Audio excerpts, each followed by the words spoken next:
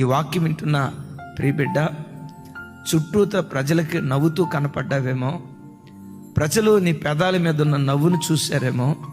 ఈ రాత్రి నేను ప్రకటించే నా దేవుడు, ఏ ఇంట్లో ఉండి వాక్యం వింటున్నావో, ఏ దేశంలో ఉండి వాక్యం వింటున్నావో, ఈ దేవుడు ఈ రాత్రి నీ హృదయంలోకి తొంగి చూస్తున్నాడు.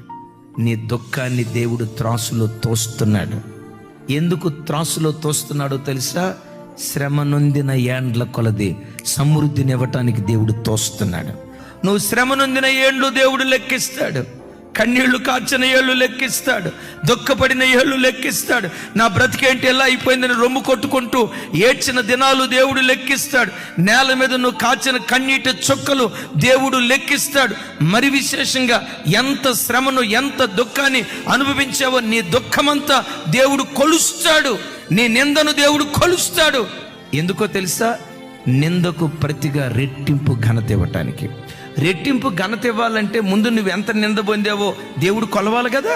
అందుకనే ఈ రాత్రి వాక్యం వింటున్నా ఎలారా, నీ దుఃఖం వ్యర్థం కాదు, నీ కన్నీళ్ళు వ్యర్థం కాదు, నీ ప్రయాసం వ్యర్థం కాదు. గుండెల్లో దుఃఖ సముద్రం పెళ్ళుబుకుతూ చుట్టూతా వాళ్ళు చూస్తే ఏమనుకుంటారోనని నోట్లో గొడ్డ అడ్డం పెట్టుకొని, నోట్లో బట్ట కుక్కుని కుమిలి ఏడుస్తున్నావేమో. శుభవార్త, నీ దుఃఖాన్ని త్రాసులో తోస్తున్నాడు. యోబు దుఃఖాన్ని త్రాసులో తూసి రెండంతల ఘనత యోబుకి ఇవ్వలేదా? యోబు జీవితంలో దేవుడే కార్యం చేశాడు.